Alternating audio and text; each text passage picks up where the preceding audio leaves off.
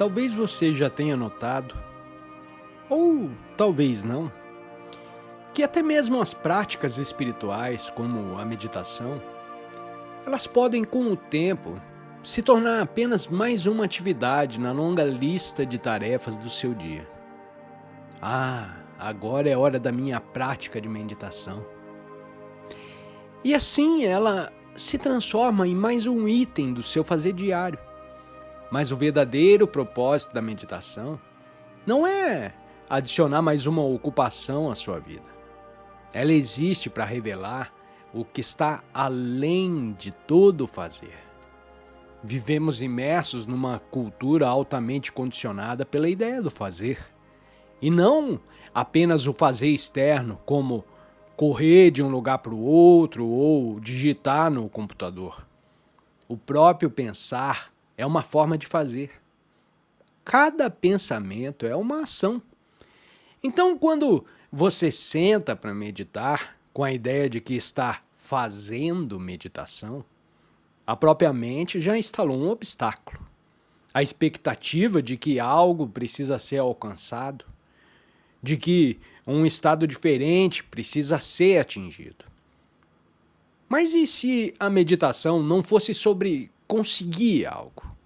Se ela fosse um retorno silencioso, aquilo que sempre esteve presente, mas raramente percebido? Esse algo que não se move, que não exige, que apenas é? É isso que chamo de presença.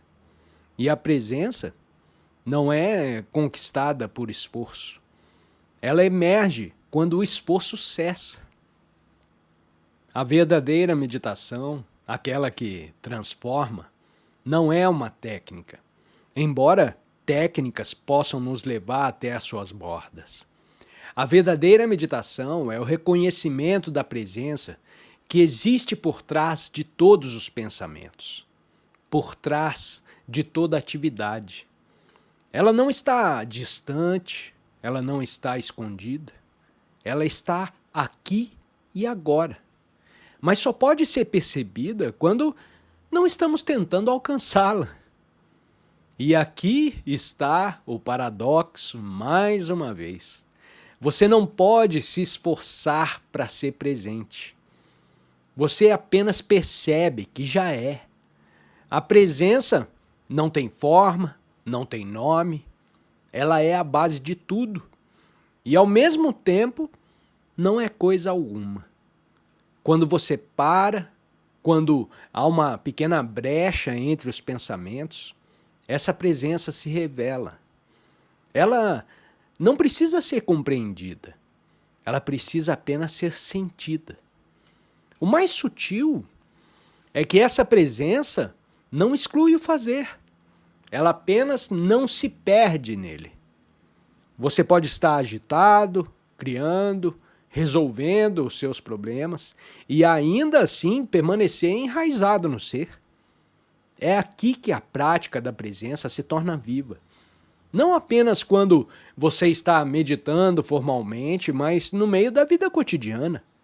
O que antes era um fazer automático se torna uma ação consciente.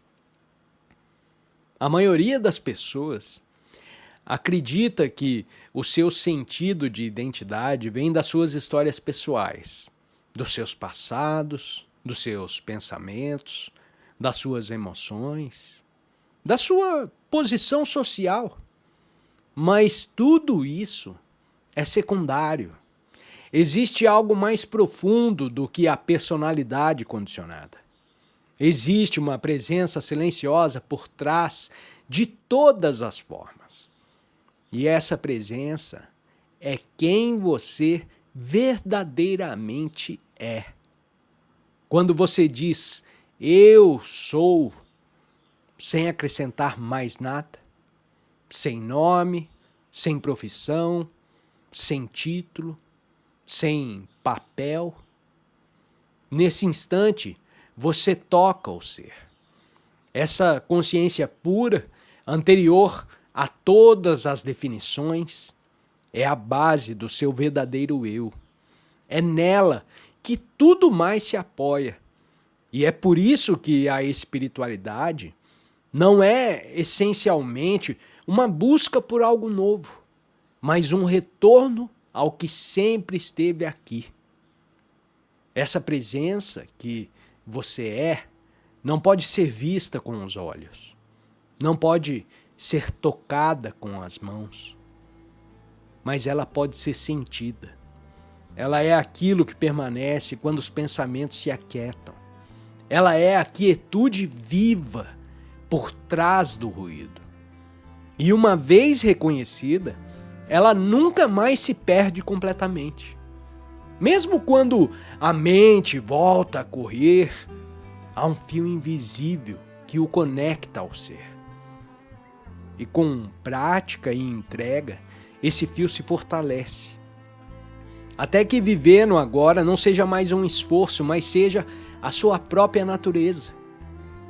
Quando parte do que chamamos de eu é, na verdade, uma construção mental, um conjunto de memórias, padrões, opiniões e julgamentos, a mente cria uma imagem de quem você é e a defende como se fosse real. Mas essa imagem é frágil e, por isso, precisa ser constantemente reforçada. Nós fazemos isso através de histórias, conquistas, comparação com os outros e, principalmente, através do fazer compulsivo. Quando você acredita que precisa estar sempre fazendo algo para ser alguém, você está preso à ilusão do falso eu. Essa prisão é cansativa. Você pode até alcançar sucesso, respeito ou talvez reconhecimento, mas no fundo você ainda vai sentir um vazio. Porque o que está sendo alimentado não é o ser, é a imagem. O despertar começa quando você vê esse jogo e você escolhe sair dele. Quando você percebe que o seu valor não vem daquilo que você faz, mas daquilo que você é. Agora, em silêncio, sem esforço. O ego luta contra essa ideia, porque ela ameaça a sua existência.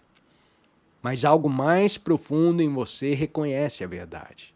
E esse reconhecimento traz alívio, traz uma leveza, uma liberdade que não pode ser explicada. Ela simplesmente é vivida.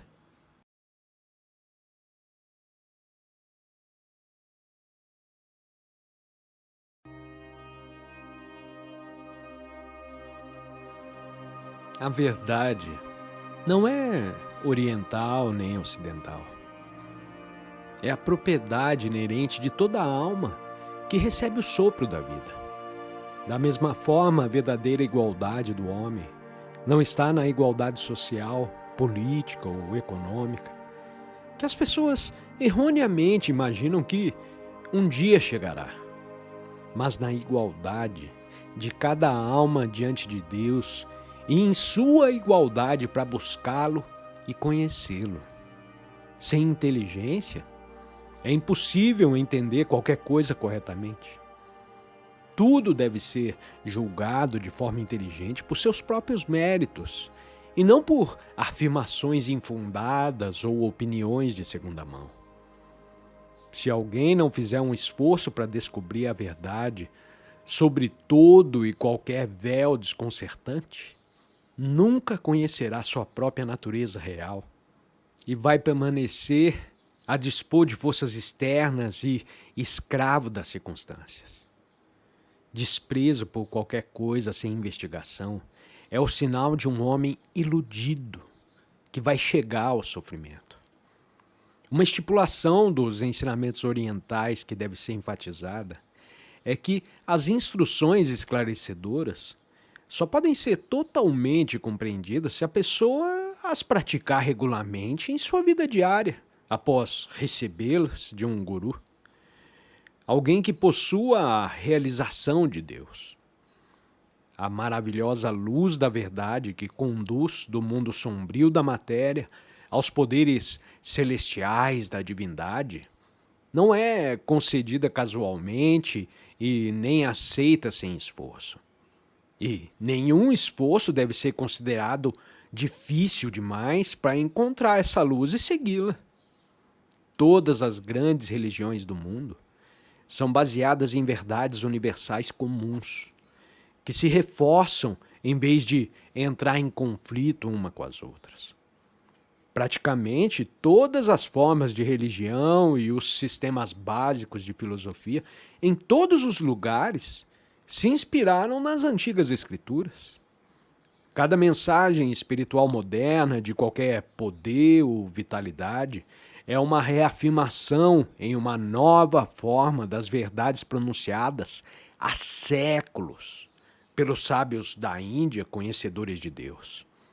Esses rishis iluminados se dedicaram exclusivamente a investigar as leis espirituais e as potencialidades supernas do homem e a delinear caminhos de disciplina para várias naturezas seguirem, a fim de trazer à tona a divindade da sua alma e alcançar uma harmonia recíproca com todas as forças cósmicas do universo. A humanidade tem apenas um inimigo real: a ignorância. Vamos todos trabalhar juntos para sua aniquilação, ajudando e animando uns aos outros ao longo do caminho. Despojados da ignorância, todas as almas estão em igual bem-aventurança diante de nosso Deus, único Pai, Mãe, amigo e amado. Bem, hoje temos algumas perguntas aqui, então vamos respondê-las. Você pertence a uma determinada ordem espiritual? Sim. A antiga ordem Swami da Índia, reorganizada séculos atrás, em sua forma atual por Swami Shankara, Adi Shankaracharya, e pertenço ao ramo Giri, uma das 10 subdivisões da ordem, assim como meu guru Swami Shri Yukteswar, de quem recebi a iniciação. Você é um homem de religião, mas você não acha que a religião tem sido causa de divisão e derramamento de sangue e maldade no mundo? A existência de imitação de ouro não diminui o valor do ouro. Da mesma forma, a religião espúria não diminui o valor da verdadeira religião.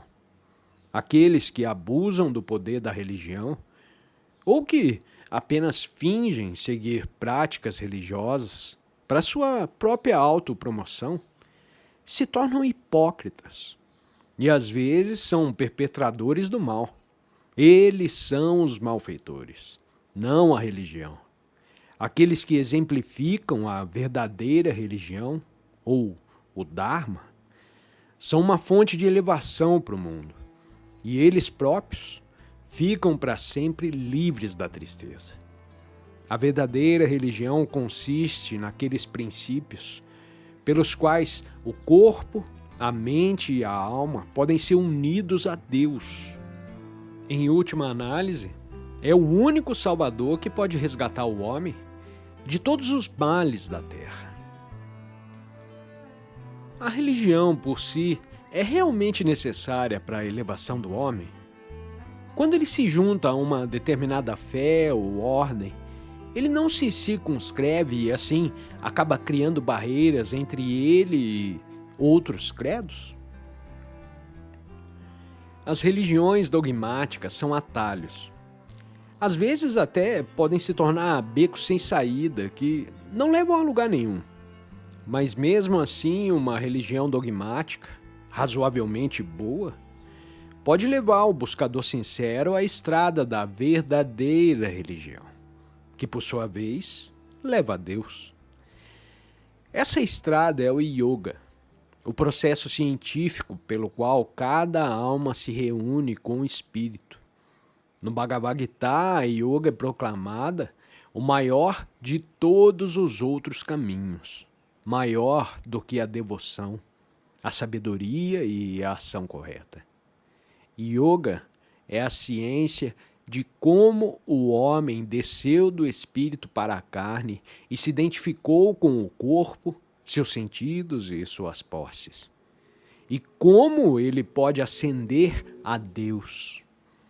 A experiência ou realização da verdade que vem da prática de yoga fornece prova da unidade subjacente de todas as religiões encontradas na percepção do seu denominador comum, Deus. A religião deveria assumir a forma de uma entidade organizada, como o budismo ou o cristianismo? Ou ela deveria ser uma fé intuitiva individual? A religião organizada é a colmeia. A realização é o mel. Ambos são necessários. Mas muitas vezes acontece que quando a religião organizada se concentra nos princípios externos e nos aspectos cerimoniais, ela se torna uma colmeia vazia e dogmática. No extremo oposto, alguns yogis no Himalaia, eles colhem o mel da realização de Deus nos seus corações, sem fornecer colmeias de religião organizada, através dos quais outras pessoas possam compartilhar esse néctar divino. E isso é algo egoísta. Se a religião organizada é apoiada por grandes sábios, ela faz muito bem ao mundo. Se for promovido apenas por pessoas egoísticas, fanáticas ou capitalistas, fará pouco bem e muitas vezes muito mal para as pessoas em geral. E se a fé for intuitiva, ela ainda vai precisar de um guru? Deus não fala abertamente com os buscadores espirituais noviços. A sua intuição ainda não está desenvolvida e, portanto, a orientação interior não é infalível. Deus, portanto, orienta através das instruções de um guru que comunga com ele. O preceptor deve ter sintonização divina ou temos o cego guiando o cego, não é? A religião não toma a forma de um dogma depois de organizada e definida por símbolos e convenções? Assim como a noz que está escondida dentro da casca, a verdadeira religião também está escondida nas distorcidas formalidades dogmáticas da religião. Mas assim como uma casca de noz pode ser aberta por um quebra-nozes e a carne encontrada dentro, os buscadores espirituais profundos, pelo quebra-nozes da meditação intuitiva sobre ideais religiosos, eles podem quebrar a casca dogmática e chegar à verdade interior oculta. Um corvo pode bicar em vão uma casca dura de noz e nunca chegar à carne. Da mesma forma, buscadores espirituais superficiais mordem sem sucesso a casca dogmática da religião, sem nunca chegar ao cerne da verdade. Você acredita que existe uma unidade fundamental de todas as religiões? Se assim for, por que há ciúme e conflito entre os seguidores de um credo e os de outras convicções? Nós lemos sobre tais conflitos até mesmo nas escrituras antigas. Os discípulos do grande deus Shiva o exaltam como supremos. Os Vaishnavitas consideram Vishnu e suas encarnações como Rama ou Krishna como os mais elevados. Os adoradores dentro das divisões da religião não têm a plena realização daqueles cujas vidas inspiraram verdadeiros caminhos. Eu sempre disse que Jesus, Krishna, Buda e outros verdadeiros emissários de Deus se reunissem. Eles não abrigariam, mas beberiam do mesmo cálice na comunhão de Deus. As várias opiniões dos religiosos são semelhantes à história contada na Índia sobre 6 irmãos cegos que estavam lavando um elefante. Eu creio que todos já ouviram isso, né? O primeiro irmão proclamou que o elefante é como uma enorme parede, porque ele estava lavando as laterais do paquiderme. Ouvido isso, o segundo irmão discordou, né? Afirmando que o elefante é como uma vara de bambu flexível, já que ele estava lavando o rabo do elefante. O terceiro, pensando que aqueles 2 irmãos estavam loucos, insistiu que o elefante é como 2 folhas de bananeira. Afinal, ele estava lavando as orelhas do elefante.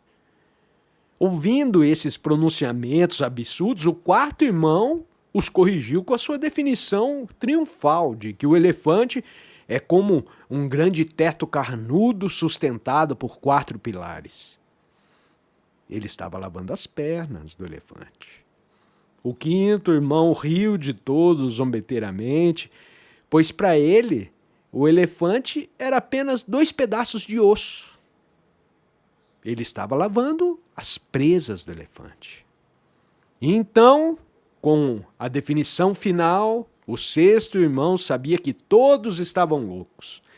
Então ele declarou definitivamente que o elefante era apenas um pedaço de corda pendurado no céu. Sendo ele o mais jovem e menor, ele não conseguia alcançar o topo da cauda, e assim ele assumiu que ela descia do céu, das regiões dos deuses. No auge da discussão, o pai vidente deles chegou e explicou: você está certo e você está errado. Certo porque você descreveu corretamente o que experimentou, mas errado porque cada um de vocês experimentou apenas uma parte do todo. O elefante é um agregado de todas essas partes. A consciência do homem evolui através de encarnações e gradualmente ela experimenta mais e mais o néctar do oceano da verdade. Cada pessoa que absorver apenas até o grau da sua experiência individual, essas diferenças de percepção são a causa das discussões e controvérsias. Cada um vendo apenas uma parte da totalidade, de toda a verdade. Uma troca de pontos de vistas divergentes é construtiva se ela for feita com franqueza e respeito. Mas também pode ser destrutiva, terminando em briga se houver fanatismo.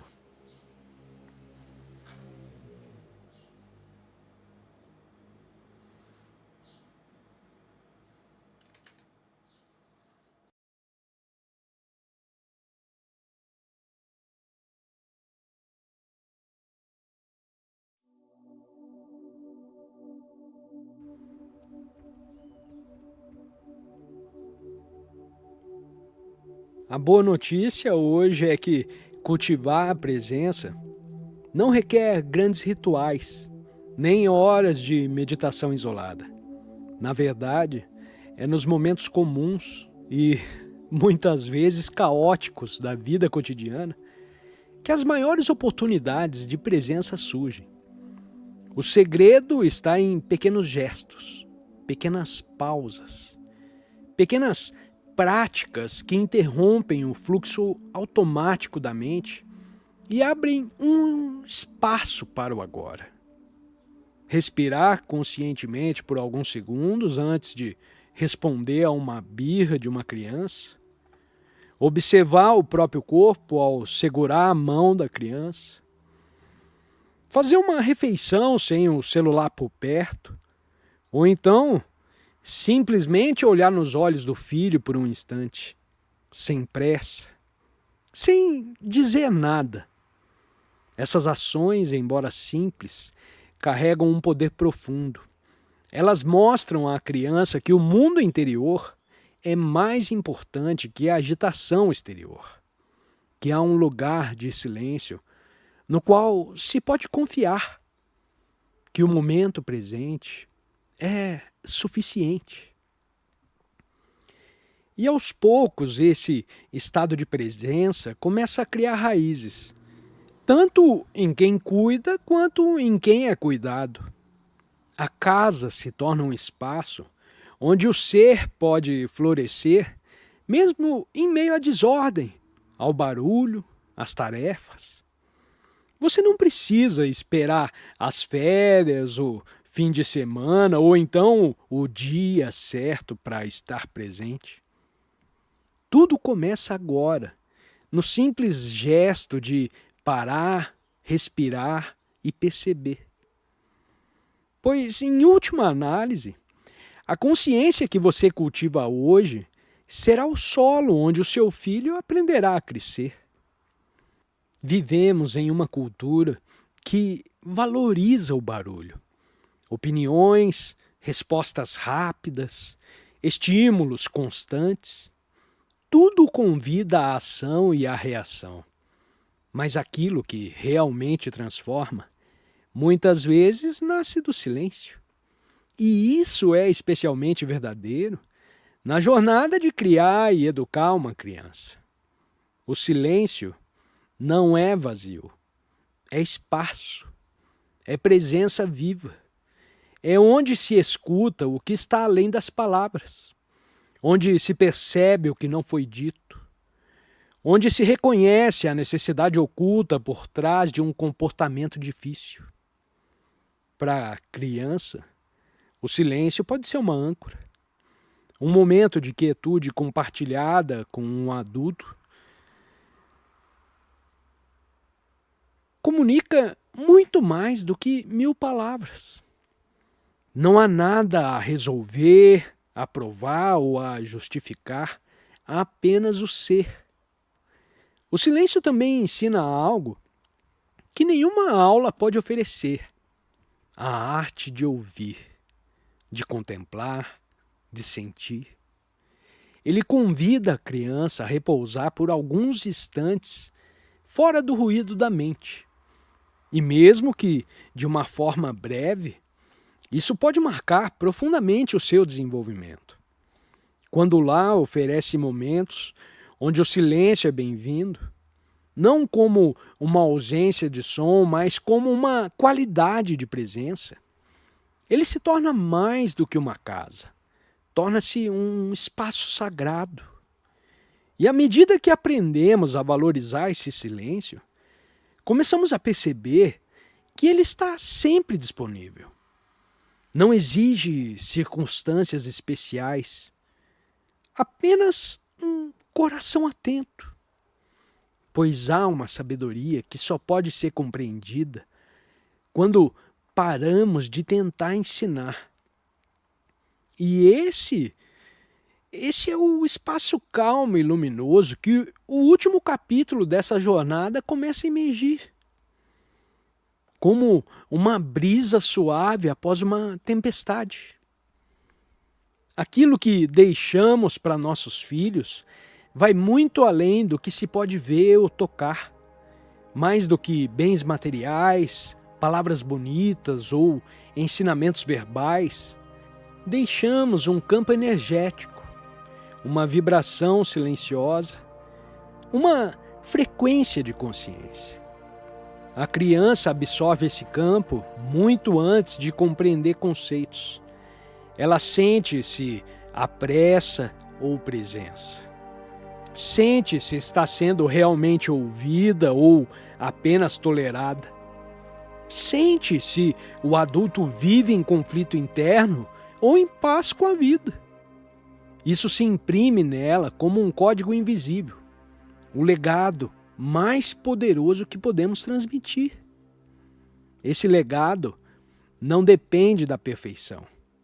Não exige que sejamos pais ideais ou que tenhamos todas as respostas. Ele nasce da autenticidade, de sermos o que somos, com humildade, com abertura, com disposição para estar presente, mesmo quando não sabemos o que fazer. A consciência que cultivamos agora não impacta apenas o presente. Ela se estende, transforma o modo como a próxima geração verá o mundo, como enfrentará os desafios e como se relacionará com o próprio ser. E assim, mesmo quando as palavras se calarem, mesmo quando já não estivermos fisicamente por perto, algo permanece. Um espaço interior de presença que ajudamos a construir. Um lar interno, um ponto de silêncio. Um fio invisível, ligando o que somos ao que ensinamos, sem jamais precisar ensinar.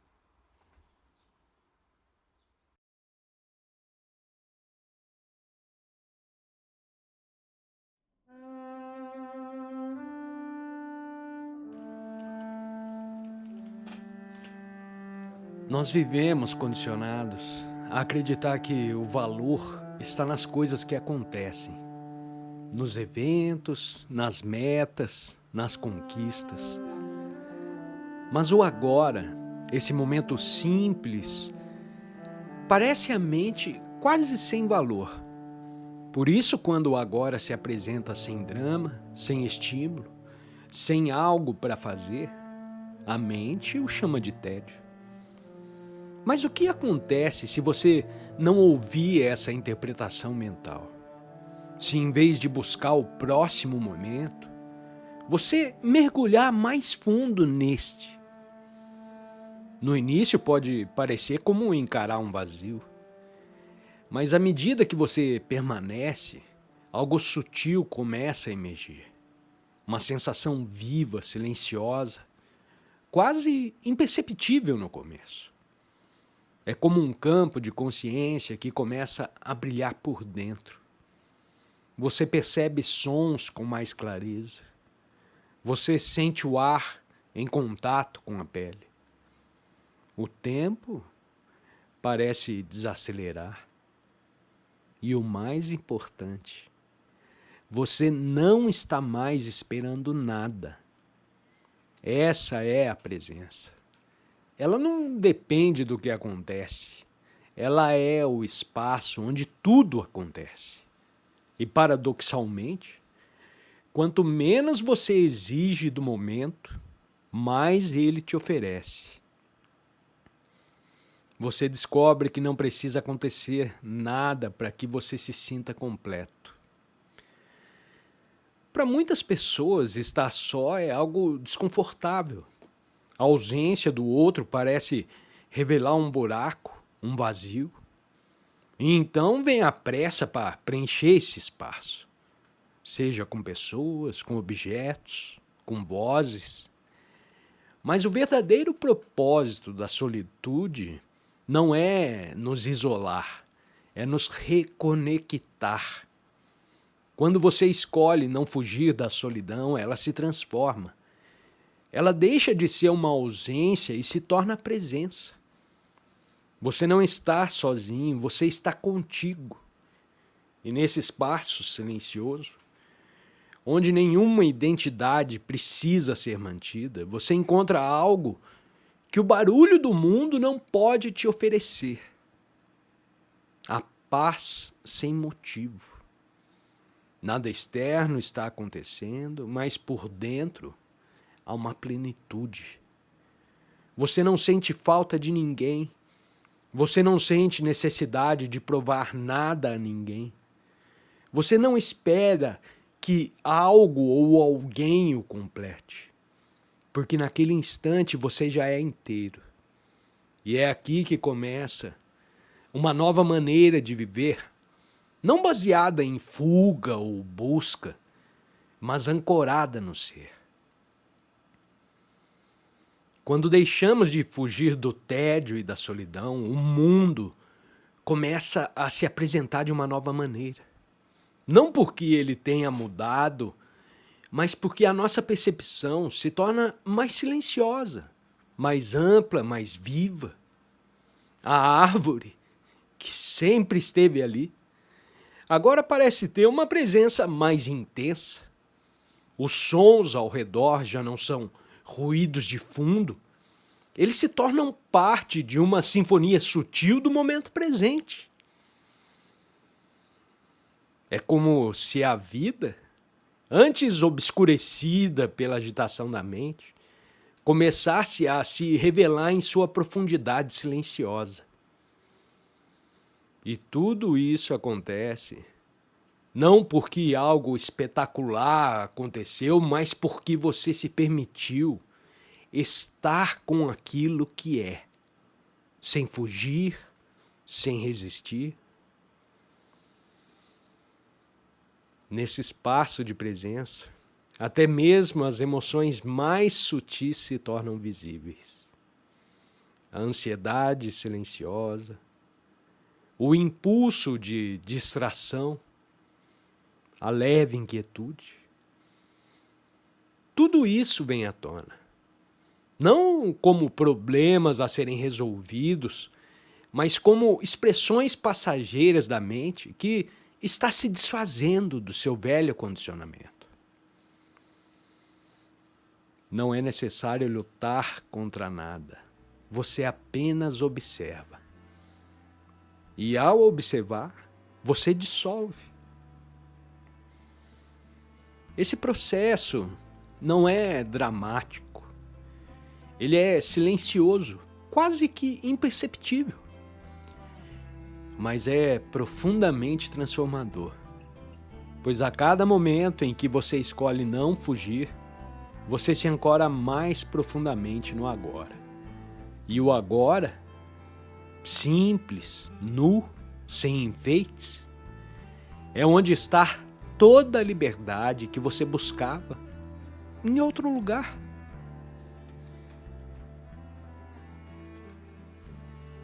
À medida que você se familiariza com esse estado de não fuga, de aceitação radical do presente, você começa a perceber algo surpreendente.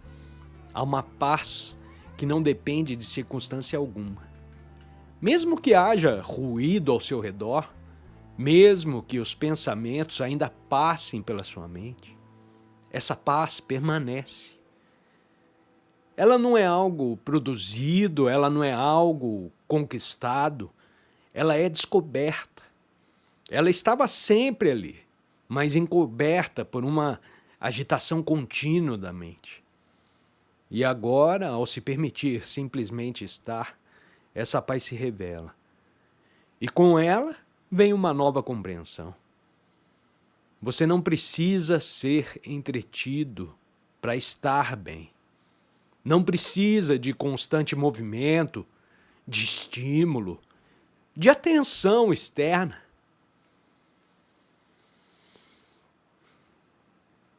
A própria solitude, antes evitada, se torna um espaço sagrado de reconexão com o que é essencial.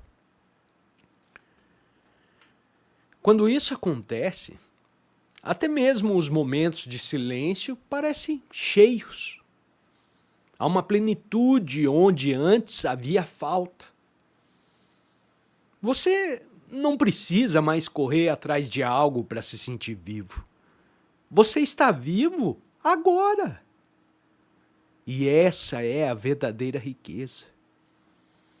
Saber que nesse instante, mesmo sem nada importante acontecendo, você já é completo. Isso simplesmente muda tudo. Muda a forma como você se relaciona com as pessoas, com o tempo, com o fazer. Suas ações não surgem mais da carência, mas da plenitude. Você não age mais para preencher um vazio. Você age porque há abundância de presença em você. E assim, aquilo que chamamos de tédio se revela como um convite silencioso. um convite para voltar para casa. Não uma casa no tempo ou no espaço, mas a única casa que sempre esteve com você. O agora.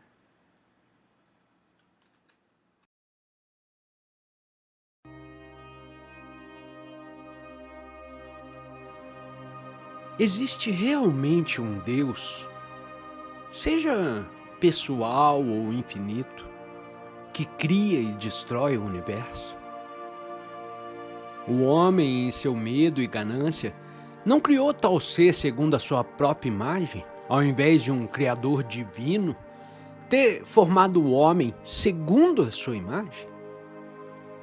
A presença de tanto mal e sofrimento no mundo me parece apoiar essa visão. A visão que o homem tem do universo é perversamente limitada pelas circunscrições da sua mente e sentidos limitados. Assim, ele vê as coisas criadas, mas não sua essência e nem o seu Criador. Em um filme, nós vemos o vilão, vemos o herói, projetados na tela pelo mesmo feixe de luz. O vilão do filme foi criado para que, ao contrário, possamos amar e nos inspirar no herói. Ao analisar o filme, nós vemos que tanto o vilão quanto o herói e os eventos que giram em torno deles são criados pelo mesmo princípio. Entendemos que nenhum dano ocorreu. Tudo foi um retrato de sombras e luz. E o mesmo é verdade sobre o filme em constante mudança da criação de Deus. Os sábios que percebem sua unidade com Deus veem a criação como um filme de forças que emanam dele. O homem, embora criado à imagem de Deus, uma alma que é uma parte individualizada dele, se tornou identificado com as relatividades de luz e sombra da ilusão cósmica, ou de Maia, se preferir. Quando ele usa o seu livre-arbítrio para adotar aquelas ações pelas quais ele se liberta do apego, a Maia, ele compreende a verdadeira natureza da criação e o seu Criador. No seu estado iludido, entretanto, a consciência de Deus do homem é limitada ou expandida de acordo com o maior ou menor grau da sua ilusão. O homem de plena realização conhece Deus como uma bem-aventurança sempre existente, sempre consciente, sempre nova, e que todas as ilusões contrastantes evoluíram dessa consciência cósmica subjacente. Deus criou os vários tipos de faculdades e potencialidades em ação no homem e em toda a criação. Mas o homem, como uma parte individualizada de Deus, dotada de livre-arbítrio, se torna absorto na ilusão pelo mau uso dessas faculdades. Ao fazer isso, ele mesmo cria o papel bom ou mal que representa no drama cósmico, e assim influencia a tendência dos eventos, bons ou maus. Quando o homem deixa se identificar com o corpo e a matéria, ele percebe que foi feito à imagem de Deus, e não antes. O homem iluminado trabalha com Deus para o fortalecimento do bem no mundo e para a elevação divina dos outros. Mas é essencial que haja um Deus? Bom, algo não pode surgir do nada. Tem que haver algo que seja a causa e a fonte do ser. Esse algo é espírito, consciência eterna, Deus, o pai e mãe da criação. Assim como as ondas do oceano não podem existir sem o oceano, as ondas da alma ou as expressões individualizadas do ser não podem existir sem o oceano da presença de Deus. Enquanto as ondas da alma brincam com a tempestade da ilusão, elas emergem do mar e são estilhaçadas e quebradas E por isso é essencial voltar às calmas profundezas do seio oceânico de Deus. O que é a bem-aventurança, a emancipação final? O homem não nasceu uma vez e sua individualidade se perdeu para sempre na morte? O homem vive em um corpo e com um nome apenas uma vez.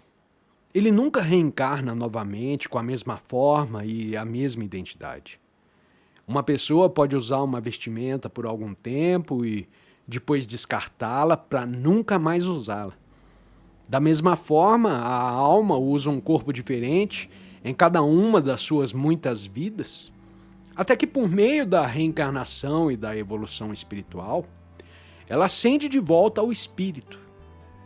Assim você vive apenas uma vez como qualquer pessoa em particular, mas a alma, o você eterno, ele vive através de inúmeras reencarnações, carregando consigo a personalidade cumulativa, as tendências kármicas das suas existências passadas. A mente ou consciência sensível no homem está sujeita a ondas alternadas que agitam a alma e a mantêm separada de Deus. A onda da tristeza, a onda do prazer, a onda da indiferença ou do tédio. Quando essas ondas, criadas pela tempestade da ilusão, são dissipadas pelo yoga, o homem experimenta o estado negativo de paz, ou a ausência dessas agitações. Pela prática de yoga e meditação mais profundas, ele vai além do vale da paz e experimenta o estado positivo de sempre nova bem-aventurança.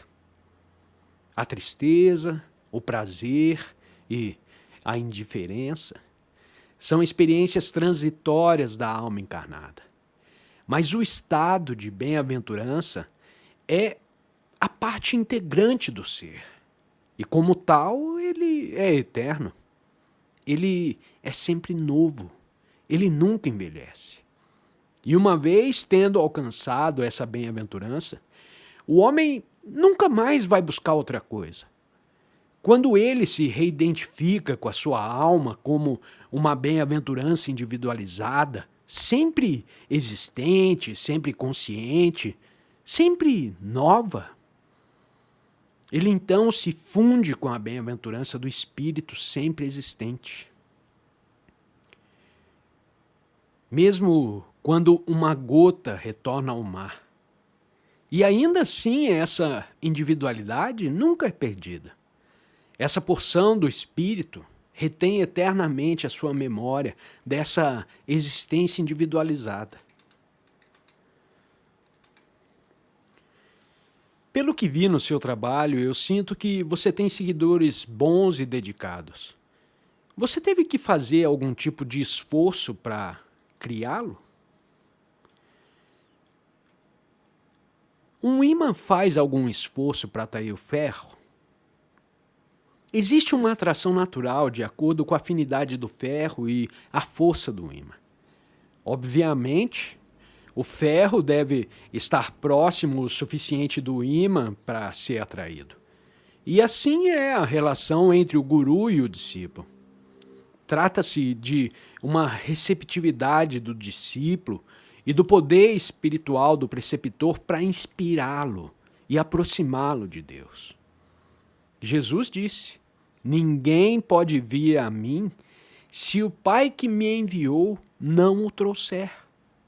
O Deus onisciente traz os buscadores superficiais em contato com ensinamentos menores e livros espirituais. Deles eles obtêm algum tipo de benefício compatível com o seu grau de desejo e compreensão espiritual.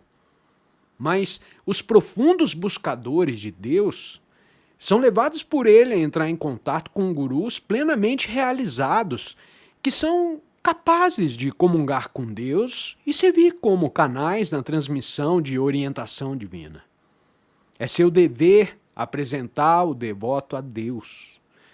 Portanto, em última análise, é Deus quem reúne o guru e o discípulo, mas também há um desejo da parte deles de se unirem. Através do desejo espiritual sincero, o discípulo traz inconscientemente, a princípio, a busca do guru, aquele que pode conduzi-lo a Deus. E o verdadeiro guru, quando conhece intuitivamente um discípulo enviado por Deus, se esforça para atraí-lo e se esforça para ajudá-lo. O verdadeiro discípulo, encontrando um verdadeiro guru, se sentem magneticamente atraídos e reconhecem como um enviado de Deus. Essa é a lei.